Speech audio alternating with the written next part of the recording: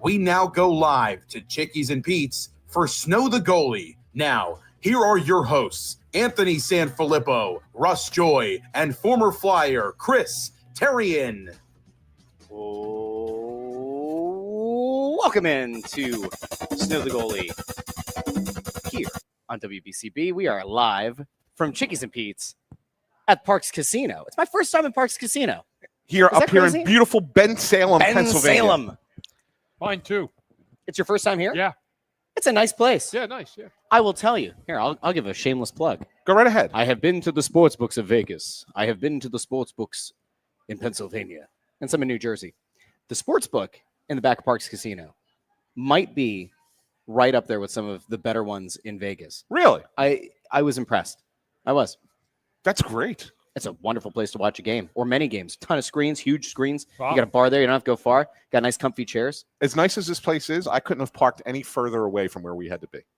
Really? I'm so far away out in the parking lot. It's ridiculous. When I walked into the door and they told me where I had to go and I kept walking and walking, I was like, holy cow. I could have parked so much closer.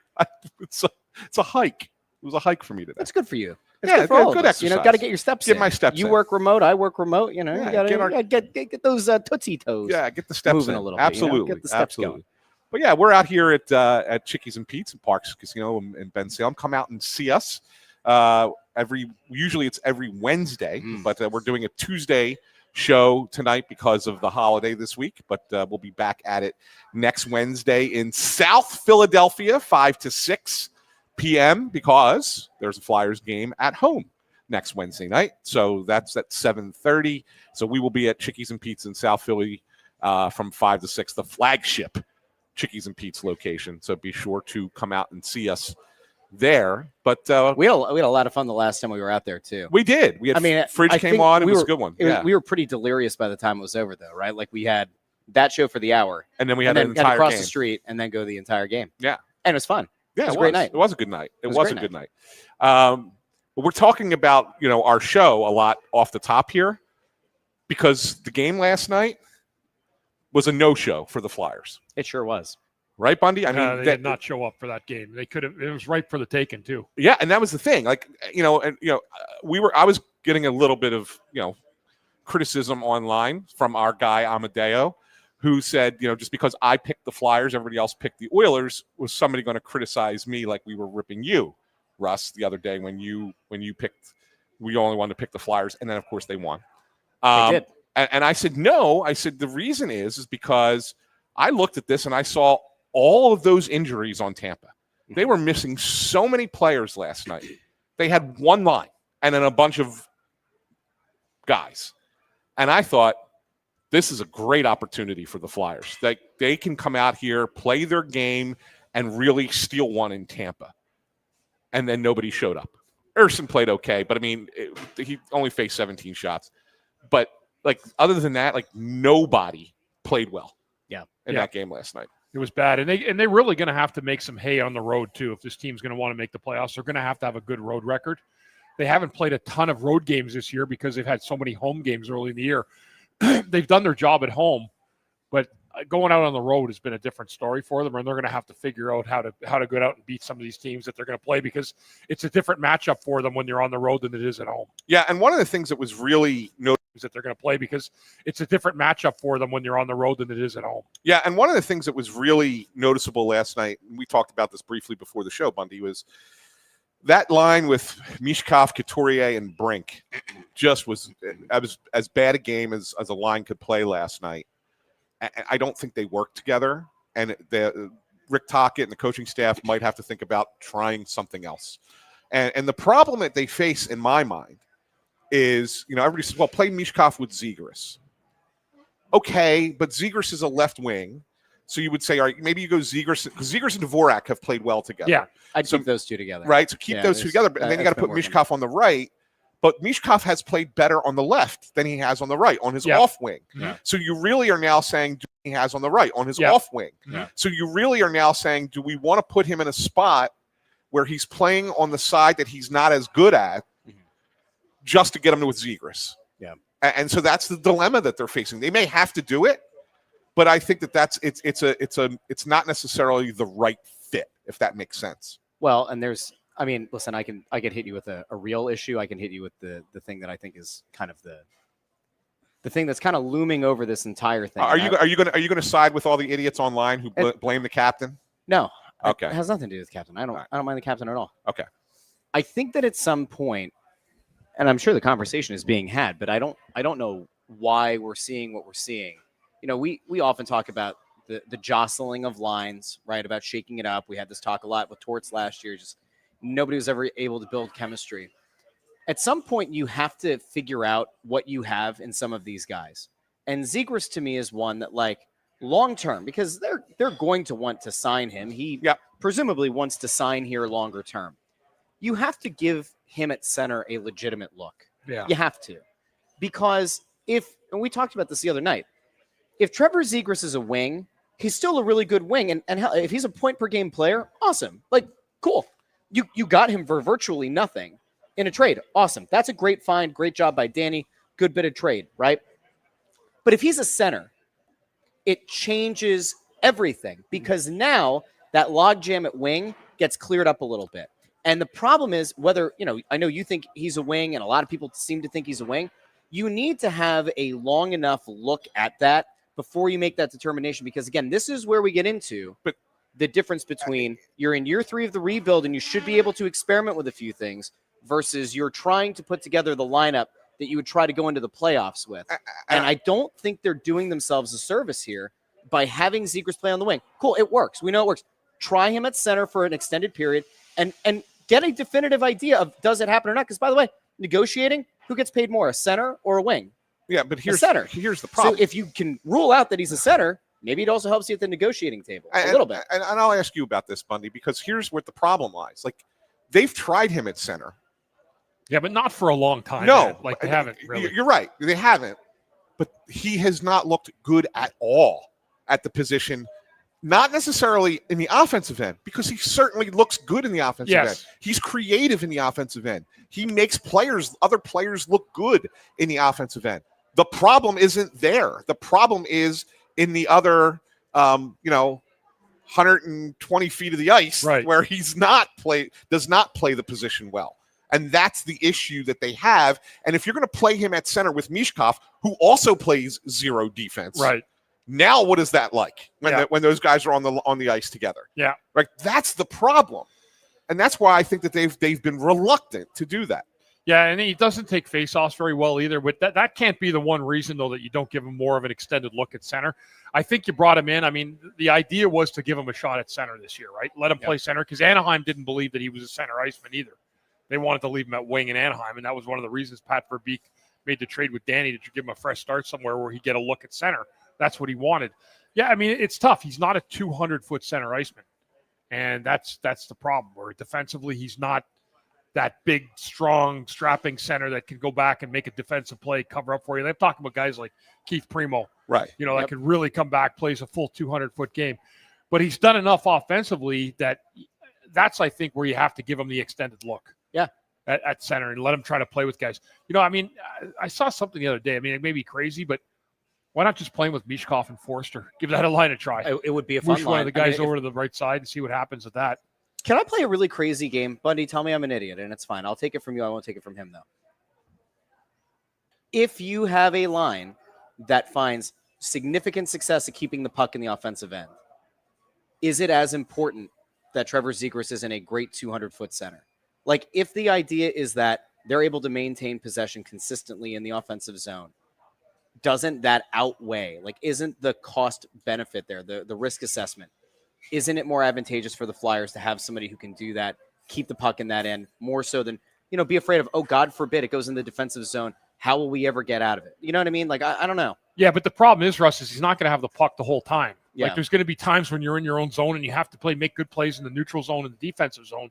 And that's been a struggle for him at times to figure out the defensive responsibilities that has to occur on his watch as a center iceman. Yep. Yeah, I mean, ideally, would you love to have him playing offense the whole time? Of course. Sure. There's different things you can do to try to get him out there more, put him out for more offensive zone faceoffs, but they're not comfortable at him winning draws. Right. He's not good at draws. He's not either. good at draws. So that's one problem. You can't just say we're going to stick him at center in the offensive zone if you can't get the puck back. Yeah. His puck retrieval, though, as a player when he's out on the ice is really good. Yeah. Like he really does recover pucks well in the O zone. Yeah. I mean, that's the thing. I mean, maybe you put him, and they've tried this too, and it hasn't really bore any fruit, but maybe you try him in that hybridized role where when you're in the offensive zone, he's your center, but when he's on the shift for the in the neutral zone or defensive zone, he's on the wing, and that's because Dvorak is flexible enough to play both positions, and maybe that's how you play it. Yeah, let the guy take the draw and just reassume your position after that. Yeah. And they've been doing that already. Right. I mean, they've been doing that already. It's just a matter of finding the lines that are going to gel and mesh well together. Yeah. Like, I do have a question, though, just about the face-offs especially, right? What's the face-off percentage that you ultimately want a good center to have?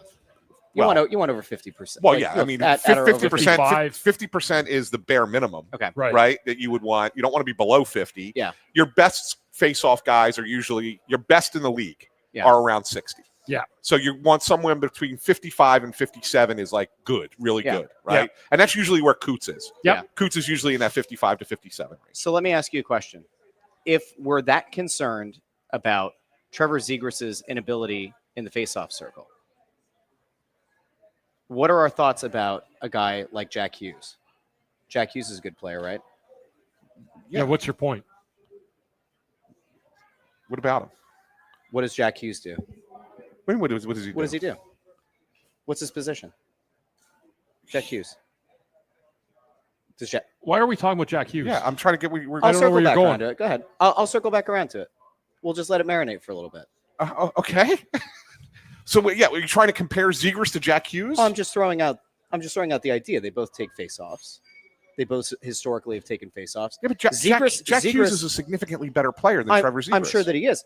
But I'm saying Trevor Zegras has a 3% better face-off percentage this season and last season than Jack Hughes does.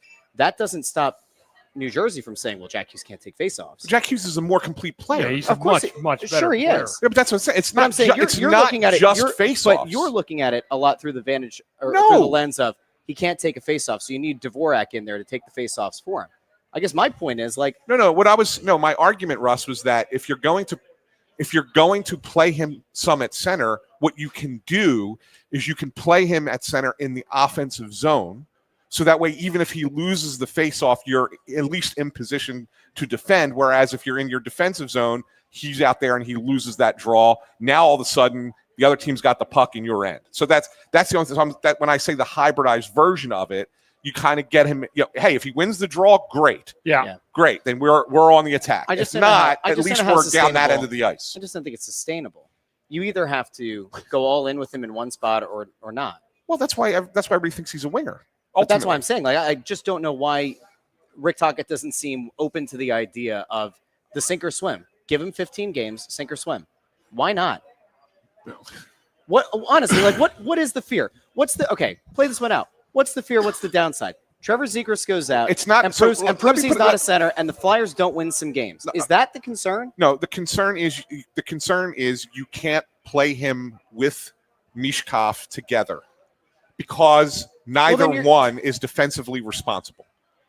That's why. You could do it on the power play. You could do it in certain situations. If you're behind and you want to want to try and push for a goal late, and you're in the offensive end, okay, fine. Like you could do things like that, and sure, that give them an opportunity to play together. But on a regular 5-on-5 tie game throughout the game, you don't want those two playing together. Mishkov is flying the zone left, right, and center. Like you have nobody to defend. You heard Tocchet talking about it last night after the game where he's like, don't put the blame on the defense. We give up all those odd man rushes. That's on the forwards. And he's 100% right. Right, Bundy? Like Yep. those odd man rushes, they give up 8 odd man rushes was it the second period? I think it was. It was whatever it was. They had 8 odd man rushes. And he was like, don't blame the defenseman on that. That's our forwards are not in position. And he's right. And so now imagine putting two guys who are who have very little defensive responsibility on the ice for a regular shift together, you're going to have that all the time. Well, then they're screwed, and this rebuild has been a failure. Because if you're, I mean, Well, it's I mean, not like, a failure. I'm saying take it to the extreme. Then, so if the idea is that Zegras, in theory, the hope was going to be that he could maybe be a 1 or 2C. Now we're looking at it. We're not giving it an extended look because we're afraid of whatever. I think you've already misstated it. He's a wing or he's a hybrid. I think you've already misstated it. Mishkov is the number one guy, the face of the franchise, the guy who's supposed to you've already eventually misstated be it. the most important player on the team long term. You've already misstated it. The hope that he's a number 1 or number 2C is a fan thing. Yeah, sure. Would the team love for him to be a number 1 or number 2 center? Of course they would. Of course they would. But I think that they made the trade because they saw value in the player, and they didn't give up anything for him. Ryan Poehling isn't even playing for the Ducks. He's been a healthy scratch. So you traded nothing to get a talented player onto your roster, even though they knew in their heart of hearts that the guy's a winger. But they gave up nothing to get him, and he makes the team better. But there was never a belief inside that organization that we just traded for a number 1 or a number 2 center. If he turned out to be that, they'd be thrilled. Yeah. But that's not what they traded for. The fans think that's what they traded for, but it's not what they traded for. Why? Okay. So why did Tocchet spend as much time as he did in the preseason having Zegras play center with Mishkov? And actually, because they wanted to take a look at it. Yeah, they got to take a look at it. They wanted to take a look at it. There's another guy that was on that line a few times, like Grabenkin. I don't know. He doesn't play, but he also got a look in the preseason. Right. It's just interesting to me that like you spend the time. It's fine. Take a look at it. Again, I don't.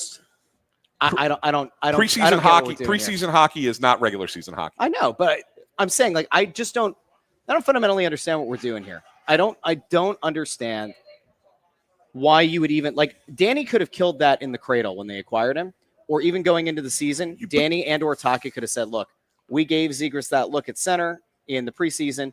We think ultimately he fits our team better as a wing." Are they worried that they're going to hurt his feelings by saying publicly we don't view him as a center? Like you leave all these things out there for interpretation. That's why the fans get as upset as they do. That's why there are so many questions around it. Like you have to at some point be a little bit better at communicating this stuff. No, you don't. I think you do. No, you don't. You don't have to say a darn thing. You don't have to say anything publicly.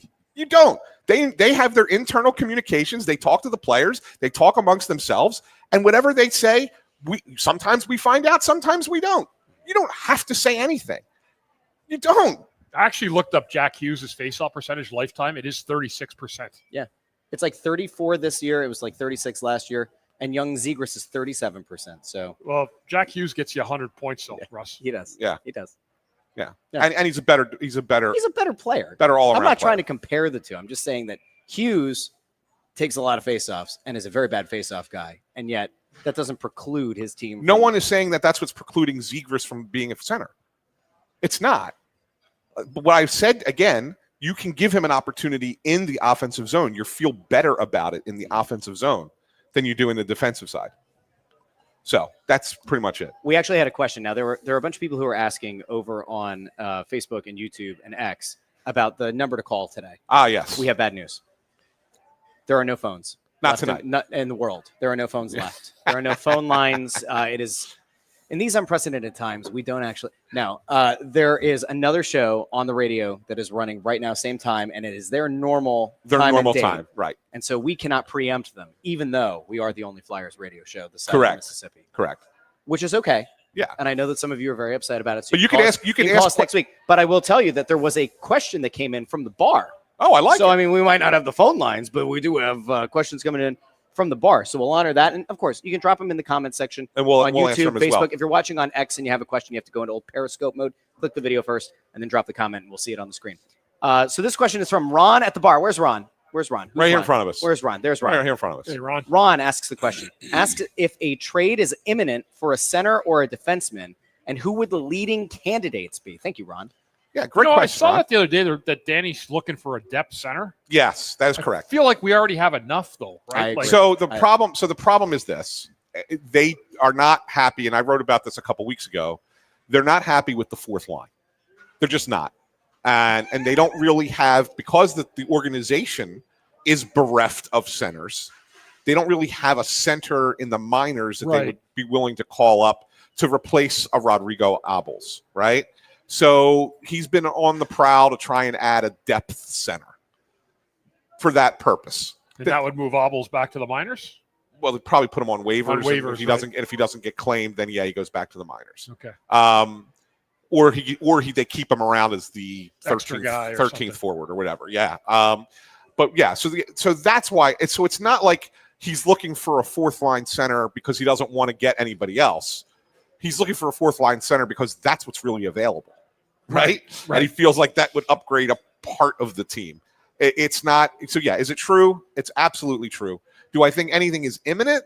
No, I don't think that there's anything imminent. I think you start talking to teams now, right? Usually between Thanksgiving and Christmas is when you start doing the groundwork for the trade deadline. Sometimes a guy gets moved right before the holidays, but not that frequently, especially because most teams are in it. Like, look at the standings. Parity galore. It's the NHL is a parity league. You have Colorado by themselves, head and shoulders above everyone else.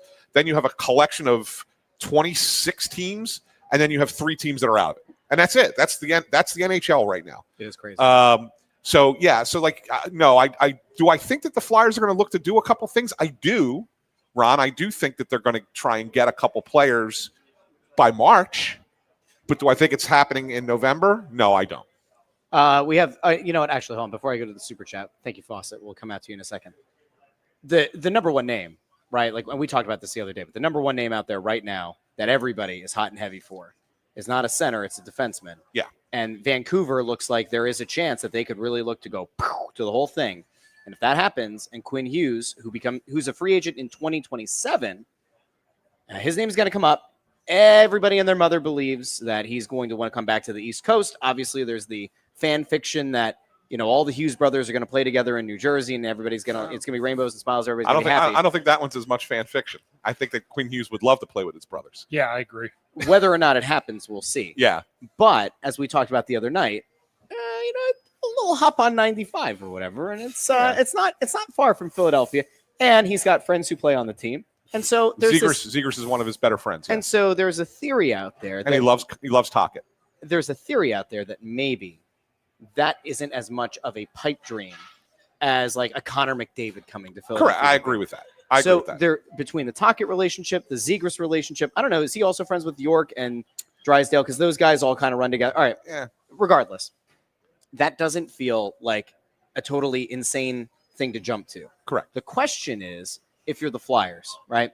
How much, in theory, would you be willing to give up to Vancouver if Quinn Hughes is made available?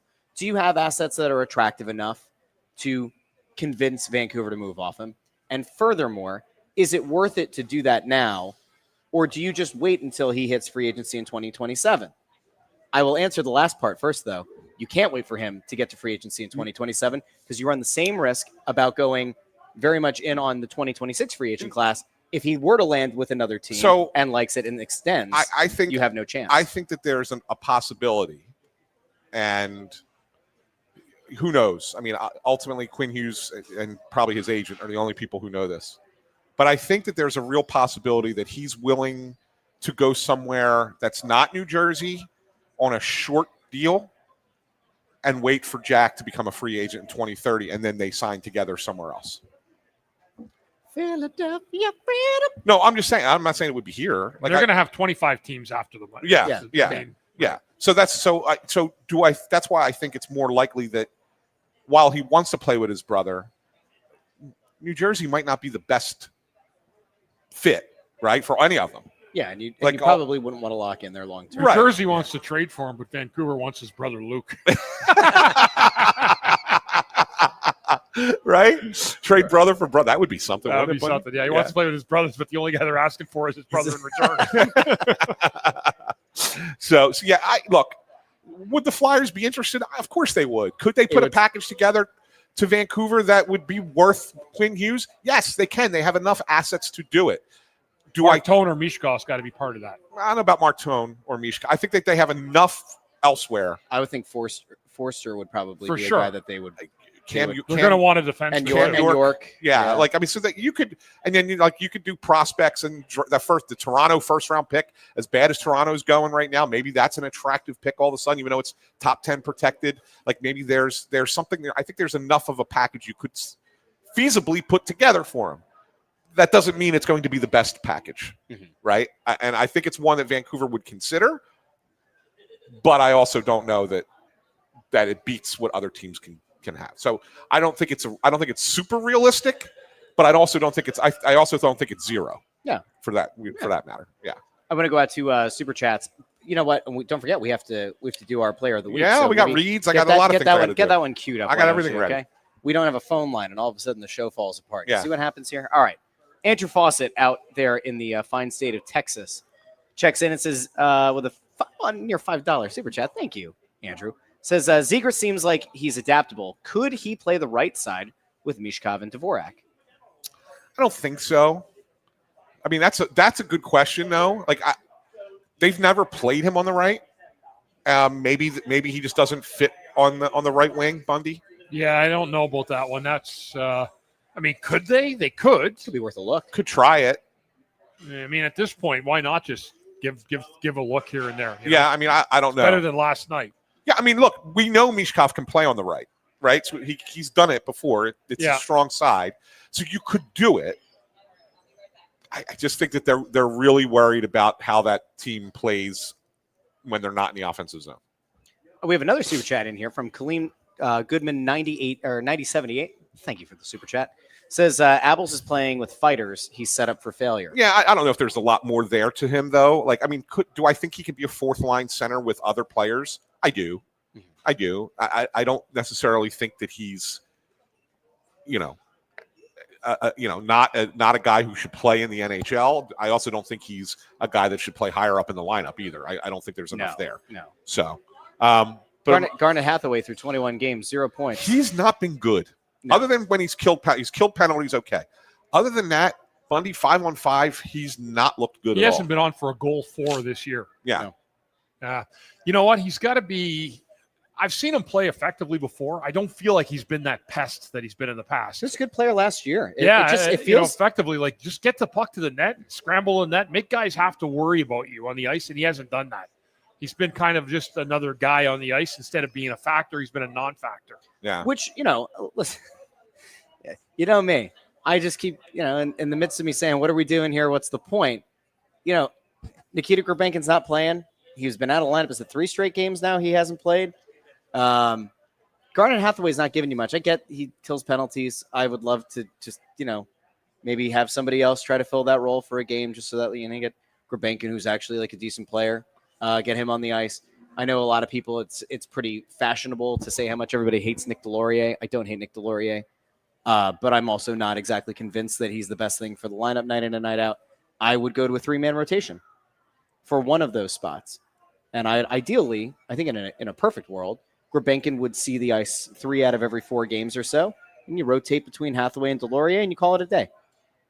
But as of right now, that's not what this coaching staff is doing. They're rolling out 0-point Hathaway, and can drop the gloves and make everybody feel safe. Delorier, and Grabenkin is collecting cobwebs as a 22-year-old in the press box, which I don't like. But I do like when we talk about the player of the week. Anthony. Oh, well, I was going to do this first. You know what I like even more? Go ahead. What do you like even more, Russ? I'll tell you what, I love being at Chickies and Pete's. They got some grub here. I mean, look at all these people out here. Yeah. At Chickies and Pete's. They are thrilled. Good crowd in here tonight. There's a nice. I was a little surprised on a Tuesday night. Yeah. Tuesday night. I see a couple glasses of wine over there. I'm seeing some crab fries. I'm seeing some pizza. A lot of people came up to Bundy for autographs already. They did. Yeah. They did. Even before you got here. Saw pizza. Oh, Bundy housed some shrimp. I did. I'm getting hungry all over again, and I'm going to eat some crab fries. You tell the people about. Well, each and every week we are at a different Chickies and Pete's, one of the 17 locations in the Philadelphia area. So no matter of the sports season, Chickies and Pete's has you covered. Start your meal off right with some of their delicious red garlic or spicy white wine menu mussels before you indulge in one of their mouth-watering burgers. They have the ultimate tailgate burger, the Fightins burger. Or you could do like Bundy. The Bundy, which is I think we've called it this now. Yes, because you've done it pretty much every week, time. Right? I haven't changed it all. Right, it's a bowl. Thing every week. It's a bowl of clam chowder. Yep. The peel and eat shrimp, cold peel and eat shrimp, and the traditional pizza. Traditional pizza. Yes, Absolutely. That's the Bundy. So I'm sure that if we talk to Pete Cherokee, we could say, get it put on the menu. Just call it the Bundy. Call it the Bundy, and Yeah. then people can order it when they go in. It's like a tasting menu. It is. It's, You know? it's a sampler. You get The little- Bundy sampler. Yeah, right. You've got the hold up. You've got the warm up, and you've got the main course. Lovely. We need to get him dessert. No dessert. There for you Bundy go. tonight. No There you dessert. go. No No dessert. No dessert. No, Got to watch that figure. So Oh, yeah. You don't get that good looking eating dessert all the time. that's Look right. at No. That's right. just Tom. eat the crab fries. That's right. Which we get every week as well. So come out today to one of more than 17 locations. And when you're at the Flyers game, be sure to check out any one of the 2 locations inside Xfinity Mobile Arena. They're in either the East Food Hall or the Southeast entrance in front of Section 103. Now, Russell, it is time for the Payroll Service Solutions Player of the Week. I think we should play this in like we do intern Andrew on the press row show. Okay. I think we should do Play a it little, in. Go do ahead. a little music. Got a little music. Okay. Go ahead. Okay, right? But this has to sound like really tough. Go ahead.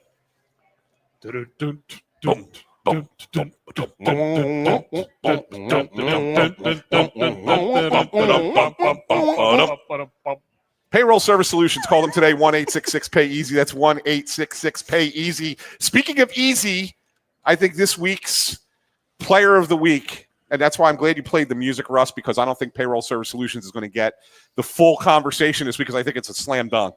That the Player of the Week this week, Dan Vladar. Pretty easy one. He was first, second, and third star in my mind in both games he played at home last week. He was sensational for the Flyers.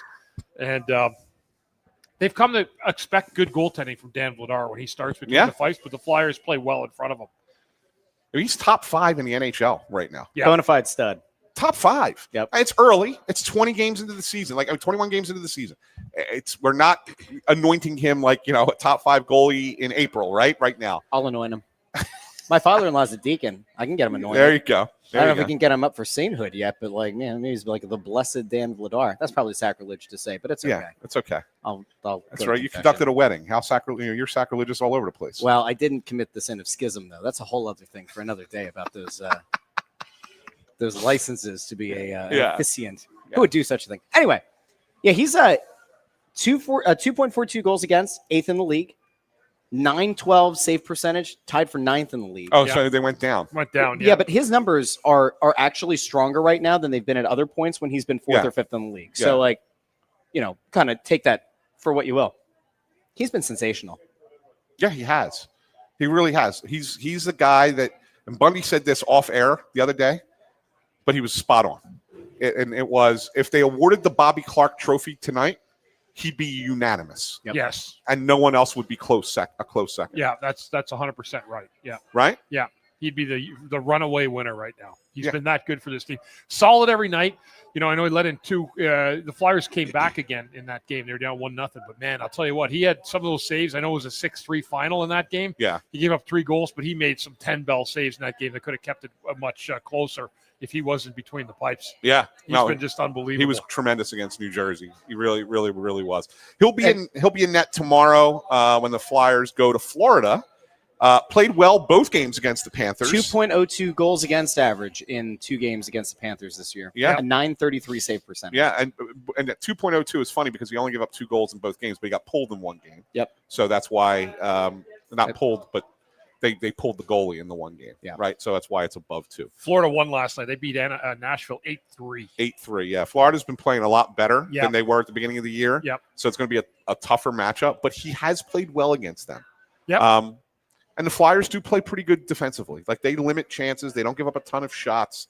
Same thing last night. I mean, Tampa scored through, that 2 line. goals, yeah. Yeah, I mean, Hagel had the 2 goals, and then Cirelli had the other goal. Hagel had 3 points in the game, and one of them was an empty netter. But other than that line, like, Flyers are really good defensively as well in limiting shots. They're that way every night. And so they're going to be in the game. Like, I don't think that this is a blowout by any stretch of imagination with Vladar in net again. It's going to be interesting to see how they rebound off of last night because they were terrible. They had an off day in Florida today, Russ. Didn't have to do anything, so you're out on the What could you possibly get into in Florida? on the beach, getting some sun, Mhm. right? Yeah, sure. Take the day, kind of relax down there, and then get back at it tomorrow. I think that they'll be a little bit refreshed.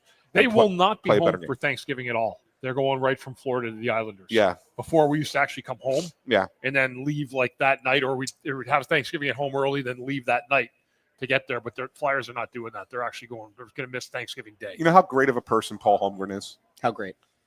Every year when the Flyers would play on the road on the night before Thanksgiving, rather than make us go sit at the airport on Thanksgiving morning and have to fly home and not get home until, mid-afternoon and miss Thanksgiving with our families, he allowed us on the charter. That's nice. That's nice. Right? Yeah. Yeah? That's I used to sit in the back with Bundy when he was a broadcaster. Yeah. Yeah. So that's what you guys were on the plan. Remember Wayne Fish was on it too. Yeah. Yeah, that's a nice, very nice, nice. And that was nice that was a Paul Holmgren gesture. Look at that. Yeah, I used to do that. Really, really nice of him to do that, right? All right. Yeah. So All right. anyway, so you in agreement with us, Dan Vladar? Yeah. Okay. Just wanted to make sure. This is only the second unanimous I think we've had of the Yes, season, it and is. I think the last time was also Dan Vladar. Vladar as well. Yeah. All right. I so, think we might just have to call this the payroll services Dan Vladar Player of. there you go. They There have you go. against Jersey. He was Jersey, and who was the other game they played right before that? He was at unbelievable. St. Louis. St. Louis. Yeah. At home. Yeah, he was incredible Yep. in that game too. Yep. Yeah. So that was your Flyers or your Payroll Service Solutions Player of the Week. Call Payroll Service Solutions. Try and say that repeatedly Payroll a lot. Service Solutions. It's tough. Call them today at 1-866-PAY-EASY for the smart choice in payroll services. Payroll Service Solutions catering to the small and medium-sized business to handle all of your payroll needs. Once again, call them at 1-866-PAY-EASY. I'm doing a dive into some of Vladar's numbers right now. Yeah. When he has 3 or more days rest, he's got a 1.64 goals against and a 941 save percentage. He's 4-1-0 in games where he has that much rest. Mm-hmm. When he's on, on only 1 day of rest, he's he started 4 games, 3-1-0, a 2.73 goals against, 901 save percentage. Still not bad. It's that 2 days though. The It's still the not 2 days bad. is where 2 days exactly is his problem. He goes 3.61 and an 8.64 save percentage. Yeah, it's still so just early. don't start him on 2 days rest. Yeah, Any other time, it's still short. I know. I was going to put that up. There you go, Bundy. Wish From my Fawcett. daughter, my oldest is 27 today. Thanks, Andrew Fawcett, for the reminder. I did wish her a happy birthday. Spoke to her for 20 minutes today. She's gone to the Mall of America today, guys, in Minnesota. How about that? With her husband for a quick little walk to the mall and then dinner after. So happy birthday. That's nice. That's Happy great. birthday to my daughter, Isabella. That's great. That's awesome. I think the Mall of America is at 5 million square feet. We were looking this up the other day. Crazy, right? Our kids were talking about like how big the biggest malls in the country are. it's nuts. But there's also a water park in the middle of it, right? Yeah. Yeah. So that's hockey rink. not exactly fair. Yeah. It's a little bit different. Yeah. It's a little bit different out there. Do you want to get to my beef with Flyers Twitter of the week? I guess. Well, because you haven't heard this yet. Only Bundy and I have discussed this. You haven't heard it yet, so we're going to have to do like an intro for this at some point. It's only the second week. Anthony SanFilippo's Twitter beef of the week. It's not my personal beef. It's my beef with Flyers Twitter. Cow. Yeah, it's my beef with Flyers Twitter. Okay. Everybody's out there. Not everybody, but a lot of people are out there. They want to fire Rick Tocchet. 21 games into his tenure as the coach of the Flyers, and they want to fire Rick Tocchet. What the hell is wrong with people? Like, why would you want to... With a winning record. He's got a winning record in his first season, implementing a new system with a team that lacks high-end skill, and he's doing pretty well. Yes, the offense is struggling. I get it. But you got to give them the runway, right? I mean, you can't... Look, who knows? The guy might end up not being a good coach in 3 years, right? Whatever. But it's 21 games into his tenure, and people are, like, calling for his head. And they're serious about it. Like, this is it'd be different if it was just like, oh, yeah, he's terrible. Fire the coach. Ha, ha, ha. Goofing around about it. There are people who are seriously saying, fire the coach. Deadly serious, which is just crazy to me. Flyers Twitter is insane. It is. And then it's just like, then you see some of the people who tweet it and you're like, how'd that tweet get 500 likes? Yeah. It's insane. Well, you guys are beside yourselves. I got to tell you, I don't think that those people are totally wrong. If I see Nikita Grabenkin sit for 3 more games in a row, I'm renaming the coach Rick Tocchet. Try me. You're nuts. Get Grabenkin out of the press box. I'm just kidding. You're nuts. I'm just kidding. But Tocchet, that's going to be his name. Tocchet. every time Gurbankin ends up in the press box. Yeah. Tacarella. Yeah. He's got to earn his name back. He's getting close. Yeah. I mean, you certainly can't. You know what the thing I think people get the most upset about? Because people get upset about everything. I think people are mostly upset with the fact this team isn't a lot of fun to watch. Part of that is because they don't put a lot of pucks on net. And also, it's not an aesthetically pleasing game. Now, you could make the argument, well, they're a defensively oriented team. They're a much more sound team. They're a risk-averse team. There are other teams like, Anaheim's of the world that are also in the midst of a rebuild, and they're playing a little bit more wide open. They're having a little bit more fun out there. And so you look comparatively and you go, I think you could almost make a similar case in some ways to like the football team. The football team doesn't play the most aesthetically pleasing, but they get wins. And, are you trying to win pretty or are you just trying to win? And sometimes you just want to win. Right.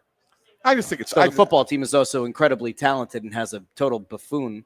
Yeah, it's asinine. It'd be different. It'd be different if he came in here. Yeah. And this team was an abject disaster and losing, 4 out of every 5 games, just being terrible. The attitude was bad. They weren't buying in right away. Then yeah, okay, fine. You could say, holy hell, we made a mistake. Get rid of this guy. But that's not the case. It's far from it. They made a 5-year commitment to him. You got to give him the runway. Yeah, no matter what you think of Rick Tocchet right now, you've got to have to bear with him because he's just started. He's 21 games into a 5-year contract. Yeah. He's done a good job for certain things, and he's working with what he has. He's trying to put lines together that make sense on a nightly basis, and that's not necessarily his fault. I don't know if he's got enough players to plug into the spots that he's looking to do, and that's up to the GM to find out and round out the roster for the coach. Yeah, and like I said, who knows? Guys, he may not ultimately may not be the right coach. We don't know, right? Ultimately, and I want to say that out loud, he may not be.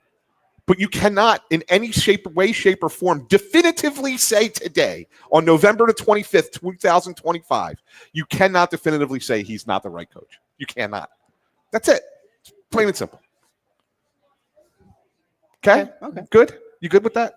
Do you want me to play devil's advocate? No, I want Russ's real opinion. I want Russ to respond. My to real that. opinion will set you off. Russ reacts. Yeah, I want Russ reacts. We don't need to have my full opinion. My full opinion will get you worked up, and then I'll get a call from somebody complaining that I'm too negative again. But I'll just say this: where you are currently at, and the results that you're getting are really not that different from John Tortorella coaching.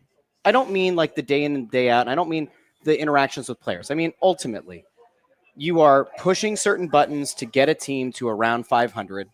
And this is typically when I skew negative because I don't see the vision, I say that's hockey purgatory. This is the first year in a long time that I've said, all right, I kind of get it. Mishkov, you got lucky. Cool. That would be, Bundy and I always talk about number 1 or number 2 pick in the draft. That's the elite talent you have to build around. That's what the cup contender ultimately gets, built around. And I think Martone is a guy that probably could have been a top 4, top 5 guy. He fell to them. I think he's going to ultimately be one of the best players in that draft. And so I'm fine with saying, two of the 3 years, you ended up with a stud in the first round. I also think Nesbitt's going to be good. I don't know if I'm ready to put the stud stamp on him yet. And I have no idea about Luchanko, and I'm pretty negative on that entirely. So I'll keep that out of this. But I think you can look at it and say they've gotten some good talent there. They have for the rebuild. And so this year I was all right, fine. If they want to push it forward, push it forward. But let's not get it twisted. It theoretically is year 3 of the rebuild. If this team had been bad, or if they had hired a coach that didn't have pedigree or didn't have experience, and it had been a bad team this year, and they had been back in the lottery again this upcoming year, I don't think the fans actually would have been upset. I think they might have been able to get one more year of that before open revolt. I don't think that it would have, killed it. But there is somebody who said in the comments that there might be a sentiment out there that maybe this front office has kind of used up the emotional equity or the equity that they've built up with the fan base. At some point, you do kind of have to push it forward because they are where they are. It was this one. Trading his life, 420. Says Flyers managed completely out of runway when fans look around the league at other rebuilds. Really? I do think that. What other rebuilds in the last 3 years? 3 years, because that's all that this management team has been in place. That's 3 years long. That's in year 3 of the rebuild. is so far and away better than what the Flyers are doing that they are, oh my God, yeah, that's the way to do it.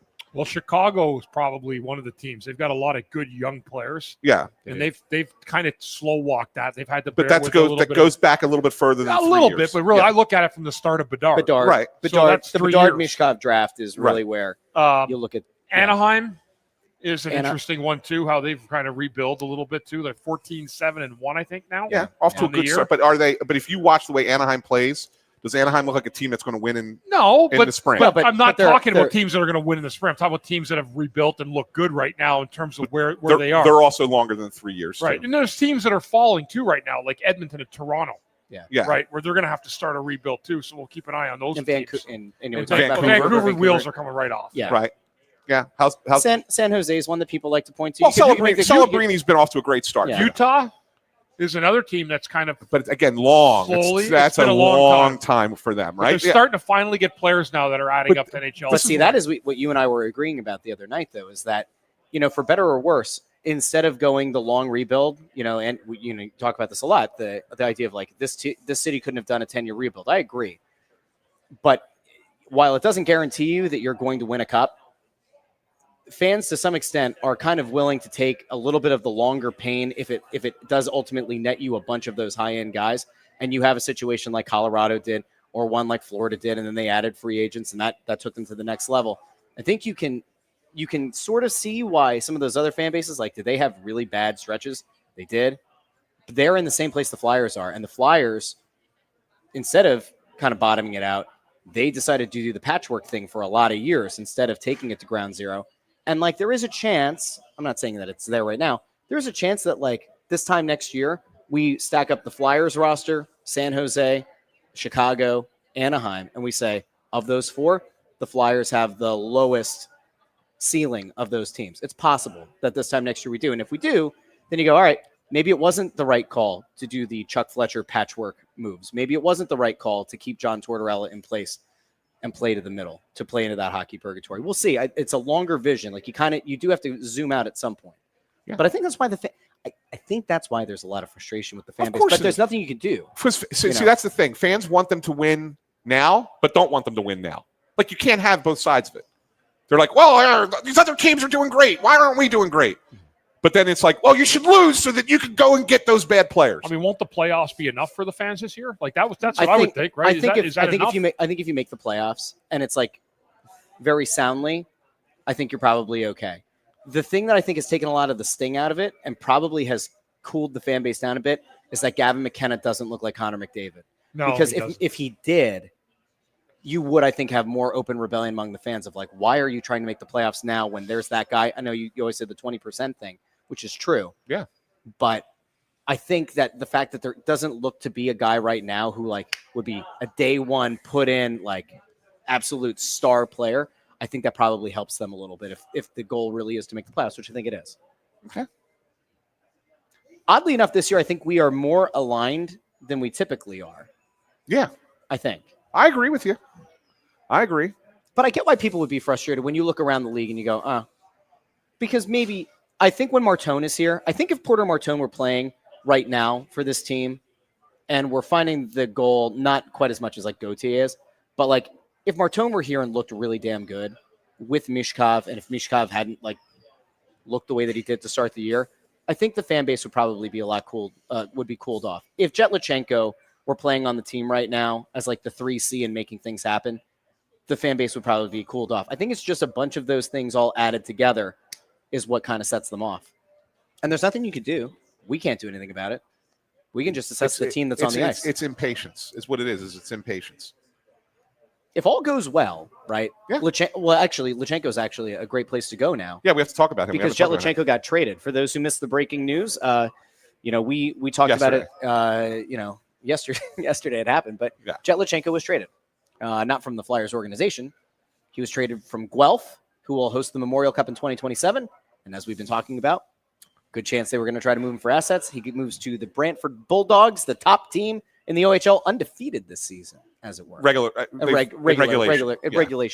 Jett Luchanko, I don't know if you realize this, but in that trade, he actually got traded for two 12-year-olds. Yeah. Really? At the end of it, yeah. There's 2 kids that are 12 years old right now that will be the future selectors. So yeah, he got traded for a player and 4 draft picks. Now, what I think is going to ultimately happen is that with all those draft picks, they're going to trade those for players that can help them be good next year.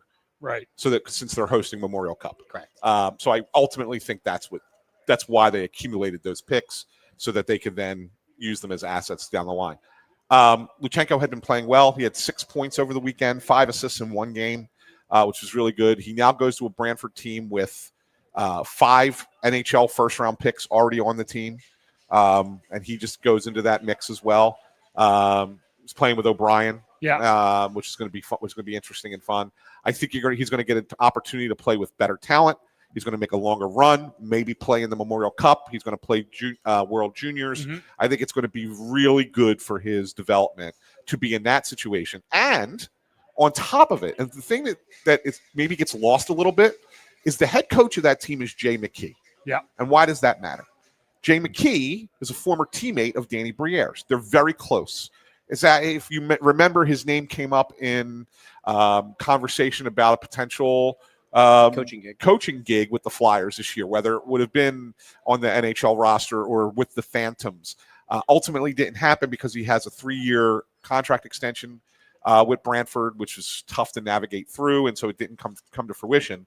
But now the general manager of the Flyers has a direct line to the coach of the team to have a conversation about how the Flyers player is playing and what they're doing. Yeah. And that's not saying that's not to say that Briere is going to sit there and make them use him a certain way, but I think that there will be a much more open and honest communication about the player.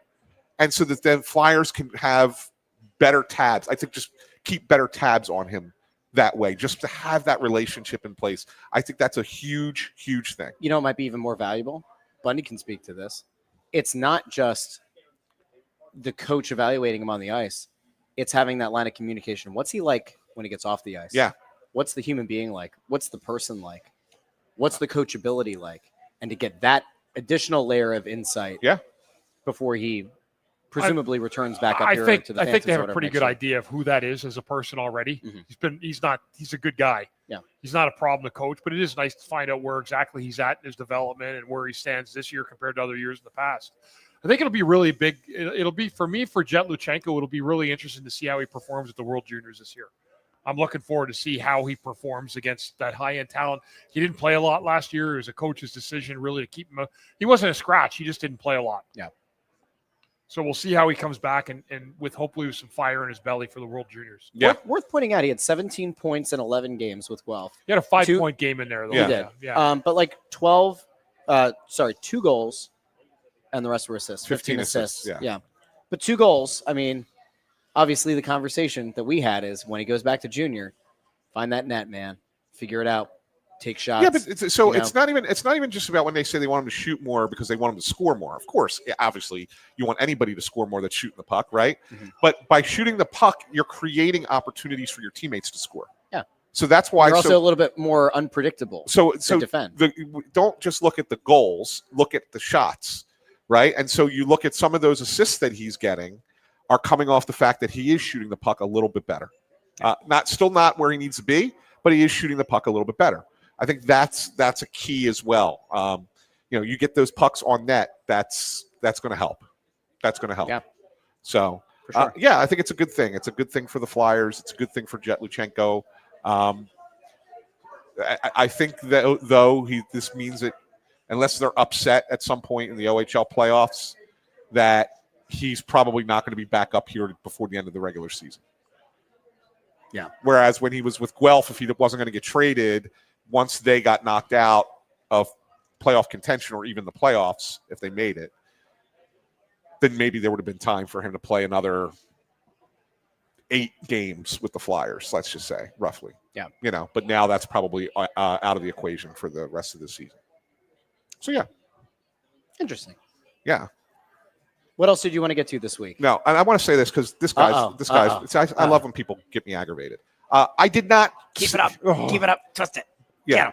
When I mean that they're on good terms, all that meant was that they are familiar with each other, having played against each other in the NHL.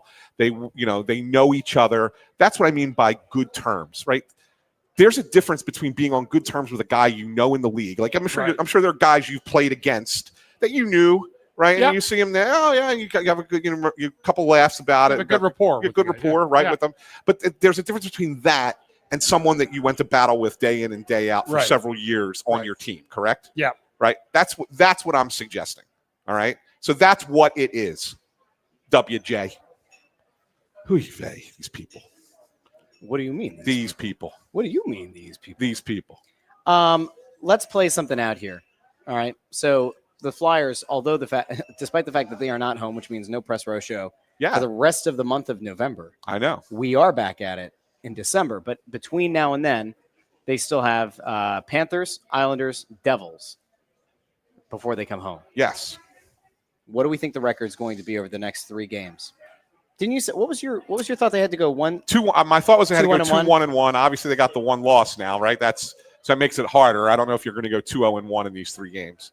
I mean, is it possible? Sure, but I don't think so. I'd want to think that you could beat the Devils. You just can't go over. If I had to make just a projection right now, I'd say 1-1-1.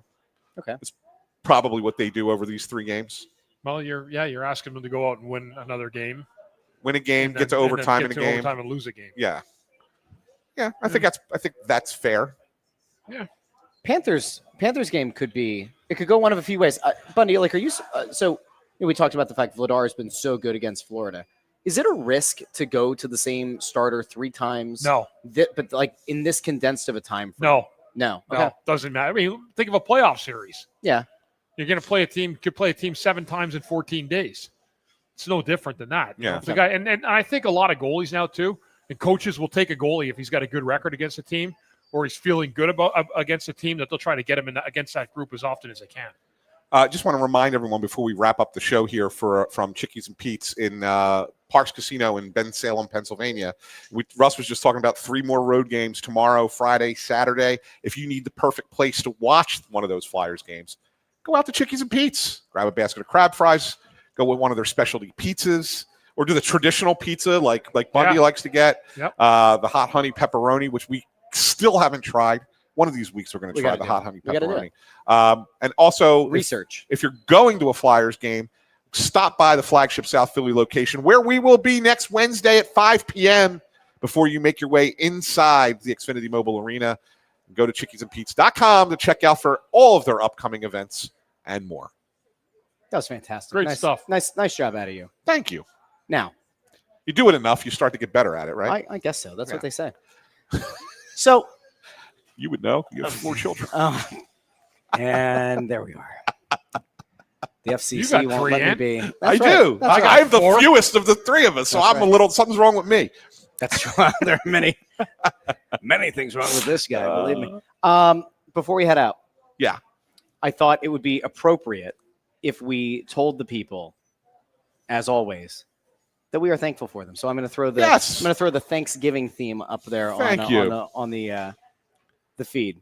But we are grateful. We are thankful for all the people who join us live on the radio, of course, here on WBCV, and of course over on YouTube, Facebook, X. The people who listen after the fact in the podcast feed. And I have to tell you, the wildest thing that has happened this year, and I think you've noticed this too. Yeah, there are more and more people when we're at games and even especially away from games now. I get stopped more this year than at any point with people saying, hey, saw the show, love the show. Yeah. So I feel like the overall number of people that are checking out this show, whether it's the full episode, the clips on YouTube, the short form stuff on TikTok and Instagram and Facebook and YouTube and everything, there are a lot of people out there, and we're thankful for all of you. And you know what? You know why those people are able to see us? Why is that? I'm thankful for Video Guy Amadeo. He's putting out all those clips of us on social media, and they're getting a lot of people are seeing us. I have people who aren't even sports fans who say, your face is on my feed all the time. That's good work by Video Guy Amadeo. So thankful for you, my friend. We're thankful for him. We're thankful for intern Andrew and all of his trivia bits and his stat of the night. Might have some exciting news for intern Andrew soon. And being a delightful human being to be around at the Press Row Show. Yeah, stay tuned. And we're very thankful for that. We're thankful for those locks that are going to hit the floor, Bundy, when you shave his head. For It's gonna be a charity. We're beautiful going to do it for thing. charity. Charity. Yeah, we're going to Yeah. make a doll out of Andrew's hair. Put it on. Yeah. I think he's looking forward to it, actually. You think so? Deep down, Yeah. I do, yeah. Yeah. All right. Well, He's gonna come back. He's gonna be like Eminem. I think that's what he's gonna do. So anyway, I guess time for us to go. Yep, it is. A big thank you to everybody who tuned in live. A big thank you to everybody who listens after the fact in the podcast feed. We are thankful for each and every one of you. I'm thankful for you goofs.